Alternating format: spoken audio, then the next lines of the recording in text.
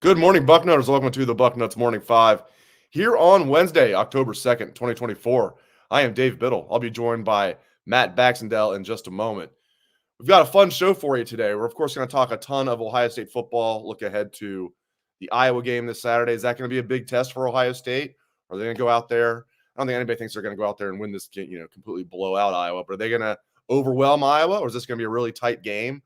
We're going to break that down. We're going to look back at some of the interesting things that were said yesterday at the press conference with Ryan Day, Chip Kelly, and Jim Knowles. I did a story on Chip Kelly for the site yesterday that I highly recommend you read. It's just a Chip Kelly notebook. It's on Bucknuts right now, free for the masses. He's so interesting every time we get a chance to talk with Chip Kelly. So much good stuff there. But we're going to start the show off talking about the UNLV quarterback, former now, Matthew Sluka, leaving UNLV over an NIL dispute. And I just find this story very interesting, and I'm curious if this is the opening of the floodgates. We're going to see a lot more of this in college football. Is this really an outlier, a one-off, maybe something in between? Can't wait to get Bax's thoughts on that. I've been following this story closely. The Athletic did a huge story on it, and it sounds like there was more to the story than was initially reported. Yeah, Sluka's side, his agent, is saying he was promised $100,000. There's no evidence of that, though. And UNLV has emails that are kind of point to the contrary. So maybe UNLV got too much flack saying that people were saying, oh, they reneged on their promise. There's no evidence there was a promise. But we're going to get into that. We're going to talk plenty of Ohio State football. Before we do that, I'm going to let you guys know about our friends at Manscaped. Love Manscaped. Bam. And a great deal you guys can get. Football's back. We're talking NFL Sundays, college football Saturdays, that glorious grind of fantasy football lineups. This is where your inner GM comes alive, setting the perfect fantasy roster, screaming at your TV and making last-minute waiver moves that'll either make you a hero or the guy everyone ridicules in the group chat. You don't want to be that guy. But listen, while you're over here making sure your fantasy team is dialed in, don't let your personal grooming become the guy that gets left on the bench. Let's be honest, nobody wants to fumble their grooming routine. That's where my friends at Manscaped come in, and we've got a great deal for you. Get 20% off plus free shipping with the code Bucknuts at manscaped.com. That's 20% off plus free shipping with the code Bucknuts at manscaped.com. Stay on top of your grooming game and be ready for anything the season throws your way. I got so many great products. This one I have here is called the Handyman. This is one you can just take with you. If you're on the road, you got to, I wouldn't highly recommend doing this. You probably shouldn't be shaving your face in the car, but I think every man has done that. And it's just it's a good facial razor to take with you on the road. And normally I didn't think those worked very well. That one's awesome. All right, let's get into it. Mr. Matt Baxendell, that beautiful background. Good to see you, my friend. Good morning, Mr. Biddle. How are we doing today? I'm doing great. I'm doing fantastic. It feels like fall weather here. It's in the low 50s overnight. Got Ohio State, Iowa at the Horseshoe, 3:30 on CBS. Yeah, that's a real Big Ten game there, Let's man. go.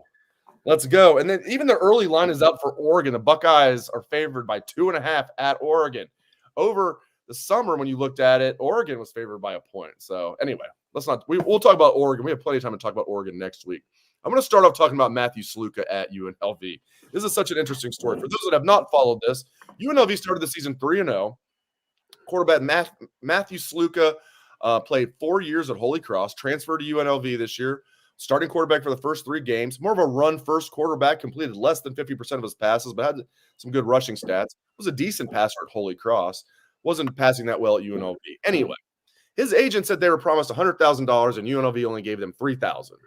And so Sluka took his ball and went home, said he was promised this money, and they reneged on it, and he's like, okay, they promised me $100,000. I'm leaving. UNLV is saying there's some evidence to the contrary about that. My question for you, sir, and by the way, now UNLV, they have the other quarterback they had for a transfer. They brought him from Campbell. He starts the game, plays well. Now they're ranked coming off a big win. So I don't think they're missing Matthew Sluka very much. Bax, is this the opening of the floodgates? Is this a one-off, something in between? Well, Sluka is the one getting the most headlines in this because he's the starting quarterback on a guy whose team might have legitimately and still could legitimately be the representative from outside of the group of 4, in the college football playoff. But the same day he did this, Bear Alexander at USC did the same thing, shut down his season because he didn't get the NIL money he wanted, and he might be going to an SEC school or somewhere else now. So it's not just Matthew Sluka. But I think Matthew Sluka is in a different situation than a lot of people, which is he has that extra COVID year of eligibility. And I think that the agent is pushing for this stuff from UNLV. Truth of the matter is he'll probably end up at a bigger school next year is what's going to happen. He'll end up somewhere else with even more NIL money promised to him, and he won't have that ability to transfer because then he's out of eligibility. Now, I think this is a stupid decision because, this is a kid that thinks that he's going to be able to show that he can play at a higher level like the NFL, which I don't think he is. But let's say he thought that. So it's going to follow him everywhere he goes that he essentially quit on his team. And that's a real problem. So you've got a whole mix of things going on here. But I think it boils down to the basic fact, Dave, that we still have zero rules and guidelines on how to handle this NIL process. No one right now has contracts. And it's not like Sluka's the first one to have an NIL issue. Look at all the guys that wanted to leave Texas A&M, but apparently signed away their NIL rights because they didn't have proper representation. The Florida quarterback, Rashada, or he was never was the Florida quarterback. He was promised like over $10 million, wasn't he? Yeah, it was an insane amount of money. It was like 9 or 10 million, right? Then most of these places that are, desperately trying to rebuild their program by just buying it aren't ending up following through on their promises. And so you don't have like anything that's actually set in stone with a lot of these places. Very few places have this done the right way. And imagine being, moved across the country and thinking you have a contract in place where you're going to get paid to do a job, and that job actually isn't paying you remotely what you said you would. If you and I were doing that, let's say you got hired by 24/7 Sports Manchester United, and you got moved to England and you got promised $100,000 job. And you get there and they're like, we're actually going to pay you $3,000 a month. Would you stick around? Nope. No. And exactly. You'd be like, deuces, back to Central Ohio. So at the end of the day, we're adding so much of the aspects of the professional world into college football. And this is a little bit of oil and water, and they're not mixing. And I can't say I'm necessarily shocked, but Dave, this is going to keep happening until we get guideposts and guidelines. And this brings up the two big scary words that I've been saying for 4 years as this has been moving forward: collective bargaining. It's going to end up happening where you're going to have a college football players union, and they're going to have guidelines on all of this. Travis on YouTube, do you guys think UNLV stiffed Sluka because they knew they had a backup that is pretty talented? You know what? Initially that went through my mind. I know I wasn't the only one to think that, and you are also thinking that, Travis. I read that piece on The Athletic. They went in deep. It sounds like the agent, if I had to guess, because they had quotes from both sides, they had emails that they were able to produce. The agent never ever mentioned the $100,000 when he talked to the guy in charge of the collective, and that's the guy that all the coaches said you need to talk to that guy, and coaches all say that there was no $100,000 agreement. It's just this agent's word, and in the emails he never mentions anything. So I don't think it's that simple. I think the agent just kind of misled his client here. I don't know. That's just my guess. I think I'm also skeptical of the agent's side of this here too, Dave. They talked about a verbal agreement with an assistant coach for $100K, and I'll be real blunt. Verbal agreements that don't get mentioned anytime you're talking about things in writing up to a certain point, to me, are the easiest thing to deny happened. And if you're getting a verbal agreement, you might want Barry Odom, who's the head coach, to be involved in any verbal agreement. To me, this is an agent looking at it going, we can make some money here. And if they don't want to pay you, you got options elsewhere that will. That's what this looks like to me. Yep. I agree. All right, let's move on. Ohio State football. It's usually the crux of the show. Not UNLV. Usually we don't talk so much about UNLV NIL situations, but we made an exception. I just find that story very interesting. Just as you mentioned, it's already not a one-off.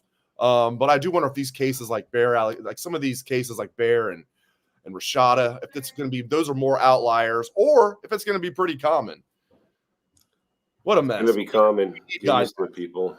We need guidelines. It's just absolutely ridiculous. This is also true. I mean, the former Holy Cross coach said the quarterback had offers of $300,000 to $500,000. I don't know if I buy $500,000, but yeah. Okay, let's move on to Ohio State football. Buckeyes favored by 20.5 over Iowa. The line keeps ticking down a little bit, open at 23, 21.5. Now it's down to 20.5. Over under is 45.5, kind of like the under there. What are your thoughts on Ohio State's matchup with Iowa? Any concern level? Iowa is the game we should be watching to see how we will fare against Michigan. Here is why. Iowa wants to run the ball down your throat. Iowa has a stout defense. It's exactly what Michigan wants to do.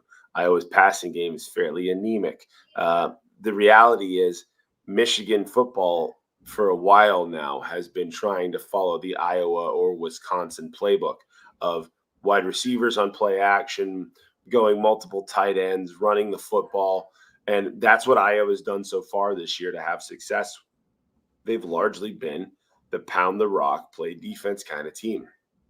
If Ohio State goes out and handles business in this game, and it's as one-sided as some people seem to think it could be, that's a really good omen for the fall. If Ohio State goes out, Iowa punches him in the mouth, they run the football on Ohio State, and it stays tight for 3 quarters, that's not a good omen for where we're at heading into the end of the year. So, to me, this is a bit of a preview of how it's going to go whenever the Wolverines come to town. So I think that's going to be probably, to me, that's the biggest narrative surrounding the game. And I'm actually even going to be there in person. I haven't been to a Buckeye game in person in a little while, so it'll be fun to get back to the Horseshoe. But nice. At the end of the day, this is very telling for exactly how tough our defense is. Because before, other than Michigan, there's no other team that we're going to play in the schedule that is this committed to running the football and running it with power. Penn State a little bit, but not to this extent. You're right, because Penn State will air it out too with Aller. I mean, I thought Aller was overrated when I watched him last year, but their new offensive coordinator, Penn State, who they brought from Kansas. Kansas is missing that guy. That was a good hire by James Franklin.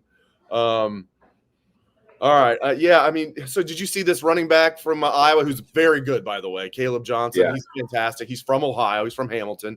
Never got the offer from Ohio State, so it's easy for him to say, I never wanted to go to Ohio State. Okay. But he's thrown up bulletin board material backs. You see that? Yes. Said he wouldn't have gone anyways, right? And I'll be real honest.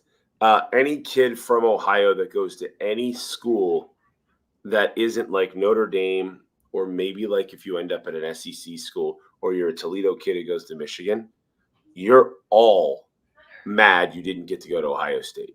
It's just that simple. In fact, there's a lot of guys that, like, even back in the day, like you've seen that ended up in Michigan that didn't have OSU offers that purely went there out of spite.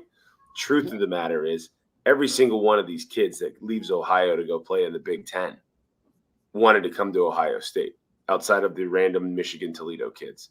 So, like, let's dispense with the dishonesty here. You'd have been sprinting to Columbus if that offer had arrived, and we all know it. And that's the biggest reason why Ohio State has been Ohio State for as long as we can all – it's our whole lives. It's because Ohio football is awesome, and most of the best players outside of the Catholic school kids usually end up at Ohio State. The only times that our rivals up north have ever made it interesting was either whenever they got the best Ohio kids or they had to cheat. Like, that's the blunt truth. So, good for him. I'm glad he has some piss and vinegar, and I want to see how our D-line holds up with him trying to run the football on him. But if Iowa is going to try to be one-dimensional and pound the rock and OSU can stop it, this is going to be an ugly football game. And that's a good thing for what we are hoping to see from Ohio State over the course of the season. I know I'm being obvious here, but they got to be ready for that play action to the tight ends, though. I mean, they are going to commit to the run, and as they should. They're Iowa.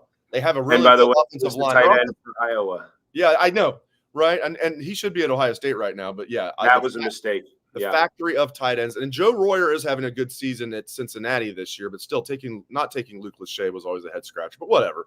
Can't bat 1,000. His dad's on the broadcast at Ohio State. His dad's a Hall of Famer at Ohio State. If you're this close to thinking you should take him, you just take him. Yeah, that one I didn't get at the time. You're really convinced on Joe Royer, then take them both. We've seen it time and time again. They've taken 2 tight ends in a class. Like, you really that's the exception you're going to make anyway. Like, if Maverick Laurinaitis at 18 years is like, well, we're not sure, but he might. What do you think? Just take him. Just take him. Right. It's not that hard. I said the same thing about Antoine Winfield Jr. I was like, why are we not taking a chance on Antoine Winfield Jr.? Yeah. Yeah, Can't bat 1,000. I get it though. You get I'm pretty happy with the way they recruit over there. Number 1 class in the country, retaining all their players instead of going to the NFL draft, getting stud transfers like Caleb Downs and Quinshon Judkins and Will Howard. Well, and Dave, we could sit here Blockman. all day, you and I, right, and debate, oh, why didn't we take this Ohio kid or that Ohio kid? I mean, that was the Mark D'Antonio discussion, right?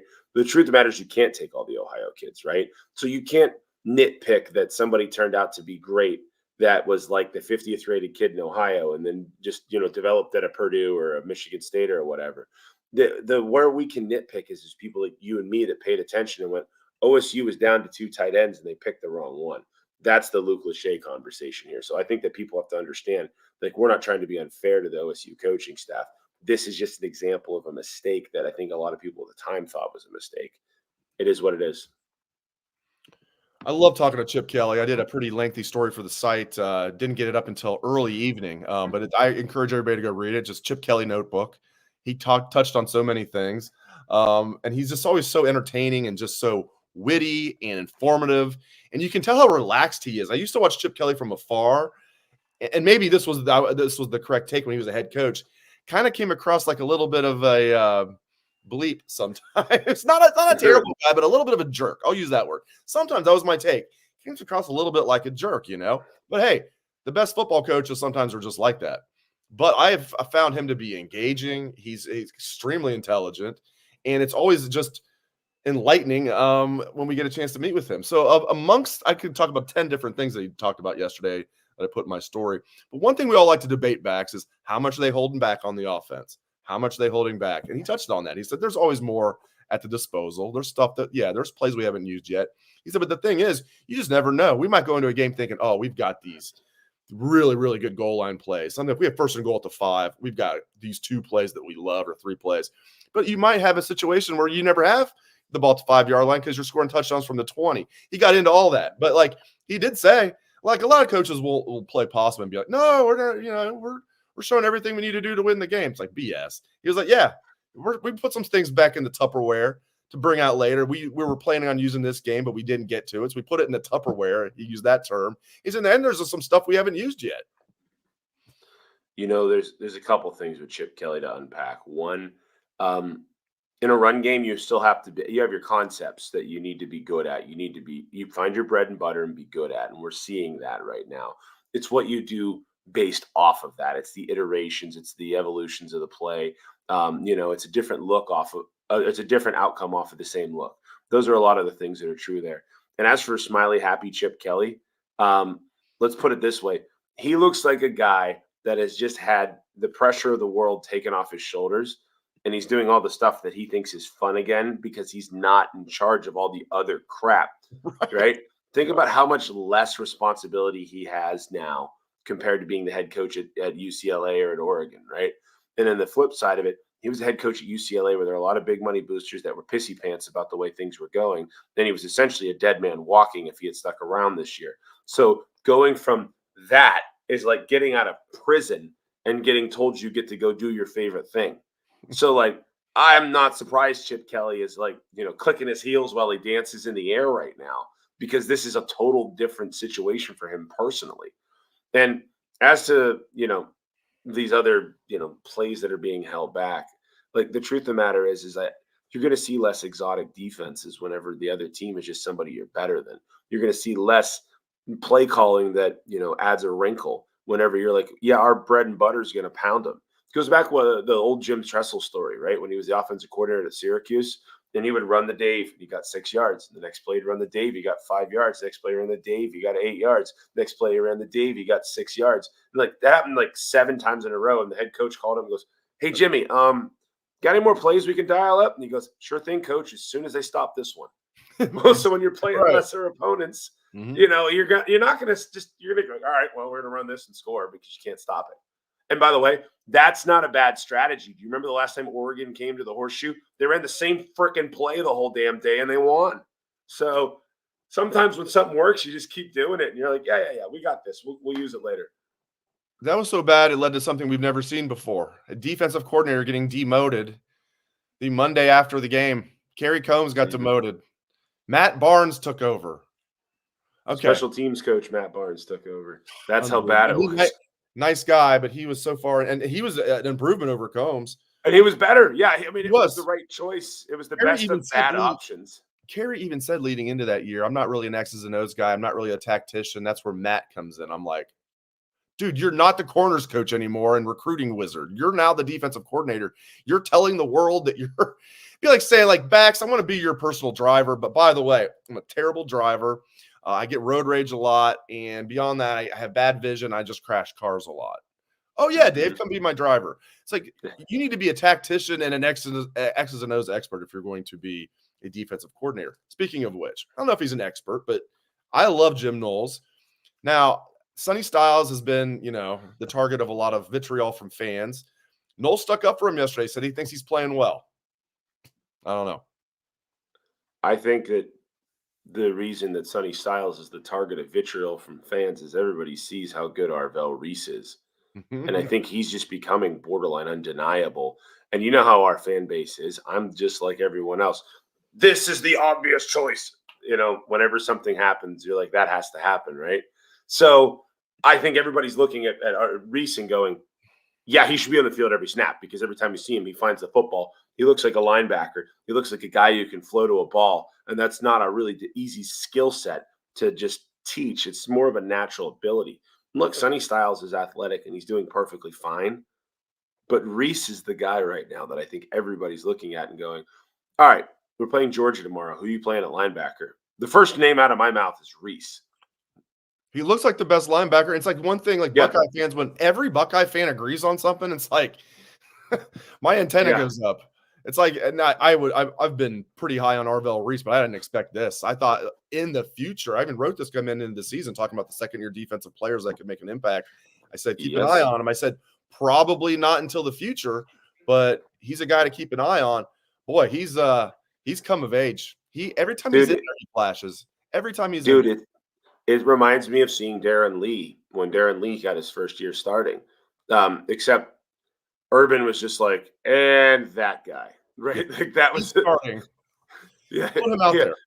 We looked at it. We're like, yeah, there's lots of no. He's starting. That kid, that guy right there. That's just the way that's the vibe I get from Reese right now. It's just, and that's why I think there's been initially it was CJ Hicks that got the heat, right? And now it's going to Sonny Styles, and it's because OSU fans are. It's nothing that I necessarily think either of them are doing particularly poorly. They're super talented athletes trying to learn how to play linebacker. The difference is Reese is a freaking linebacker, right? And there's just intangible skills. Like one of the things you have it or you don't. The ability to fight through two guys to a football and then stick someone is not exactly easy to teach, right? See ball, hit ball, right? A lot of these guys are like, all right, I got to think, I got to react. Uh-oh, the hole's filled. Reese is just right on it, flows off a block, puts a guy in his butt. That's hard to teach. That's not a natural, or that's not really a teachable thing. Every sport has certain skill sets that it's hard to just find a player that you can elevate to know the game, to have that IQ to naturally react the way a guy like Reese does. All of this linebacker conversation comes back to the fact that Reese is borderline undeniable right now, and the coaches are still trying to rotate everybody. And I think OSU fans are like, play that guy. That's why this whole conversation is going on. Get to watch the Buckeyes at 3:30. You'll be there. That's cool. And then, obviously people are going to tune into what we learned live. That'll lead right into Michigan at Washington, 7:30. My show might be going on like during the early part of that game, which is fine. Washington favored by 2.5 points. Yes, this is the rematch of the national championship game. But what do you think? You think Washington's going to take care of business? It's a Washington team that just lost to Rutgers. And they're favored at home over Michigan. Yeah. Like this one stood out to me. To Minnesota, if not for a terrible call. Well, Michigan's not good. Let's start with that here, Dave. Yes. Michigan's not good. You're right. Minnesota should have had that comeback win. USC blew that game at Michigan. Michigan could easily be under 500 here. My only thing is I don't think Washington's that good either, to be real honest. No. Like, I don't think they're a good football team. Now, the game being on the other side of the country is one thing. But at the end of the day, Michigan keeps trying to fall back into like the me man ball. And I will say this: Mullings is by far the best offensive player they have. He is good. He's actually a good tailback. And they have a good tight end is good too. Loveland's good. Yes, Loveland's good. But you're right. Mullings is a dog. Yeah. Mullings is the one player on that team where I'm like, okay, he's good. I'm going to give him praise here. Yes. I think Q Judkins is the hardest runner we've had at Ohio State in a decade, certainly since Zeke. Shades of Maurice the way he runs. And Mullings has a little bit of that ability in him. Whereas Edwards wants to be the pretty me zoom through hole guy, otherwise he gets no gain. Edwards reminds me of like a freshman Trey Henderson before they got a little bit more grit to his game. The truth is, Mullings is good, and he's probably the best player on either offense. So it makes him very skeptical to me that Michigan won't win this football game, even though I think they are not good. I said 8-4 before the season, and honestly, I think they're going to lose to Indiana. Indiana is the story of the Big Ten right now, if you ask me. Curt Cignetti coming there, he's going to be there 2 years, and I hope Michigan isn't smart enough to hire him whenever Sharon Moore is inevitably going to lose that job for that show cause penalty that's going to hit him. Because Cignetti has Indiana at 5-0, and they look like a straight-up potential to win 10 wins kind of team. And that's nothing different more than it's just a really well-prepared football team. So that's going to be interesting to watch there. Do you know what Indiana's win total over-under was coming into the season? I think it was 3.5, right? No, it was 5.5. That was a 5.5? Okay. 5.5. They played Northwestern this week at that. It's pretty cool what Northwestern was able to do in like 2 months, built that temporary stadium. It's right on the lake. It looks really cool. Yeah, it's cool. Favored by like 11.5. So Indiana is going to go over that 5.5 in 6 games. They're going to be 6-0. There's no question they're going to be 5.5. And I'm with you. I thought they. Go ahead. I had them at 7-5, and I did all my bucket previews, right? I was like, I trust Cignetti's going to turn that team around. I like some of their transfers. I didn't think they'd be this good. Hear me right now. Indiana will beat Michigan. I don't think it's a hot take. I think they'll be favored. Because think about it. Cignetti's a good coach. He brought like a lot of good players. I know it's James Madison, but they were a good D1 team last year. They moved 25 up last year. Yeah, the last couple of years they moved up from 1AA. They were a 1AA powerhouse. Moved up to a D1. As you mentioned, they were a top 25 team last year. He brought a bunch of those guys with him. He got a really good quarterback from Ohio University. I feel bad for my friends that are Bobcats, but Curtis Rourke was a really good 4-year player at OU. He transfers to Indiana. So you got a good head coach, a pretty good roster, an underrated roster because of the transfers, and you have a good quarterback.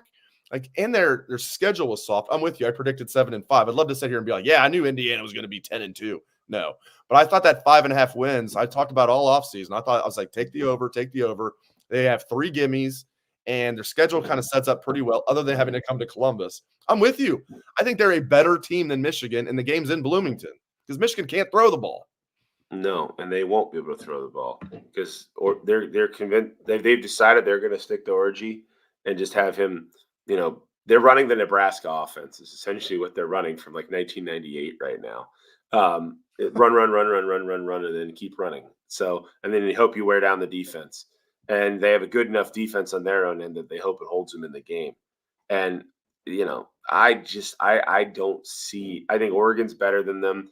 I won't be shocked if Washington wins this game, but Michigan against the spread this year too, Dave, they're 1-4. I think their only cover was USC. And again, USC blew that game. It's weird. Michigan was so good against the spread the last 3 years. Yeah, I wonder what happened. Gee. I don't think it had anything to do with knowing what was coming every freaking play. Probably just a coincidence. Total coincidence. It's amazing how they were dog crap, and then they started cheating and were amazing, and then the cheating's over, and it's back to dog crap. Oh, jeez. What a coincidence. It's such bad luck for Michigan that they couldn't show how good they still really are, we swear. Great stuff, my friend. I appreciate it. We'll get you out of here. I kept you a little longer than what I intended. I know you got to get going. Thank you, Mr. Matt Baxendell. Go Bucks, guys. Go Bucks. I'm going to stick around just for a minute. You guys, if you have any questions, I got to tell you about my friends over at Joy Mode, and then I'll take a final couple questions, couple comments. If you guys want to One thing I am going to talk about is the right guard. I'm curious if they're going to keep doing this or how long they're going to keep rotating. Sounds like they're going to keep doing it this week. I think eventually you need to have one right guard and stick with them. But, if it's that close between Tegra and Austin, the Lakota tandem there, Lakota West, Lakota East, it's fine. That's pretty interesting. If it's that close, I guess I get it. But I think eventually you got to pick one and go with it. I'm kind of thinking that's Tegra. Seeing that big man like that pull all the way to the left and just destroy a man, that enticed me. I enjoyed that. I also enjoyed joy mode. I think I speak for most men when I say we want to have better sex. And for the sake of our partner, we may need to have better sex. The issue is that over-the-counter pills contain unregulated chemicals, suggest unsafe doses, and include the risk of several other health problems. That's why we partner with our friends over at Joy Mode. Whether you're looking to spice up your intimate moments or increase your confidence in the bedroom, Joy Mode makes all natural and science-backed supplements dedicated to helping men perform better across their core functions. Here are the game changers. All ingredients have been assessed in peer-reviewed journals. All ingredients have been studied and researched in humans. Go to tryjoymode.com/bucknuts and get 20% off with code Bucknuts at checkout. That's 20% off and free shipping with code Bucknuts at tryjoymode.com/bucknuts. Tryjoymode.com/bucknuts. Great sex solved naturally. And you can also help me speak the English language, although I don't think Joy Mode can do that too. Okay. Hollywood Hagger. Do I think Matthew should take some playing time from Iggy? I hear what you're saying because Matthews has played well, and I'm very high on him. I think Igbinosun is a good player who's had a couple of tough games. But I hear what you're saying though. I'm not ready to give up. Certainly not give up. But yeah, mix in Jermaine Matthews more. Yes, I'm on board with that. Cam, yeah, this is a good point. Cam on YouTube. Josh Fryer needs to improve as well. Yeah, the right side of the line is not as good as the left side. Now, the right side of the line I don't think is weakness. The left side of the line is a freaking strength, including if you can count Seth McLaughlin in the left side. I always say half of Seth is the left side. But seriously, with Josh Simmons, Donnie Jackson, and Seth McLaughlin, those guys are just – and then there was that play where Tegra pulled to the left. It was like, good luck. Those four guys are coming at you. Bam. So, yeah, Fryer needs to play better, and they need to figure out who their starting right guard is. Mika saying Austin Seierveld is impressive. Yeah. Area Frenchman. Dave, I think you mentioned it previously, but Ohio State has been outstanding, playing 3 solid corners only. Do you think our starters are in for 4 quarters this weekend? What difference will that make? Well, I won't be surprised if the starters are in there in the fourth quarter. Hopefully not late. Hopefully Ohio State, because I don't think this is going to be a blowout, but I also think Ohio State's going to win by double digits. I haven't really – I need to really drill down on what my prediction is going to be. But, yeah, I mean, I think we could be in for – I think Iowa's going to put up a good fight. I think Ohio State's going to pull away. I think Iowa's going to come in here, and we could be in for a dog fight in the first half. And I think Ohio State's going to somewhat pull away in the second half. I think late in the fourth quarter, we're going to see the backups. But this certainly is not a case where I'm calling for predicting the backups are going to be in there to start the fourth quarter. Would that be great? Yes. Seeing James Peoples run the clock down in the fourth quarter because Ohio State's got a big lead, that'd be ideal. So here we go. Mitchell on Facebook, since Howard went down and Brown came in, does that confirm Brown as quarterback number 2? For now, we'll find out. I mean, I think they knew Will was able to go back in. Even when he was down on the field, he was in pain. He was saying, I'm all right. You could read lips. He said, I'm okay. I think they knew it was just for a couple plays. I still am of the opinion if Ryan Day had to pick a quarterback, let's say Will was out of a game and they had to win the game, I think he'd go with Julian Sayin. Maybe I'm wrong. But I think that has not been determined yet. And I think just those 2 plays do not determine it. Just my opinion. Okay. From X, a.k.a. Twitter. Do we still call it Twitter or X? That's a whole different show. From X, BK. The question is, would Knowles actually bench Sonny? I mean, if Arvell keeps playing like this, yeah, and I think James Laurinaitis has a heavy input there. But Ryan Day's not messing around this year. I think Ryan Day, if he went in there and said, this is absolutely what needs to happen, and that's what would happen. Ryan Day is the head coach. The buck stops with him. Yeah, I like this. Cam on YouTube. Fun fact, James Peoples has more carries than Travion Henderson. Yeah. Life is good when you can have that true freshman in there as a third string back. Keep that wear and tear off Travion. I love it. That'll change. I don't think Jay Peeps is going to finish the year with more carries than Travion. So we'll see. All right, I'm going to close the show down now. Thanks to Bax very much. Catch his column every Sunday. Does the bucket. So thanks to my friend Matt Baxendell. Thanks to all of you. Really appreciate you guys very much. If you're watching on YouTube, I haven't said this in a while, but if you're watching on YouTube, if you're not already subscribed, please subscribe, like. That stuff helps us out a lot. So subscribe to our YouTube page. If you're on Apple Podcasts, give us a 5-star review.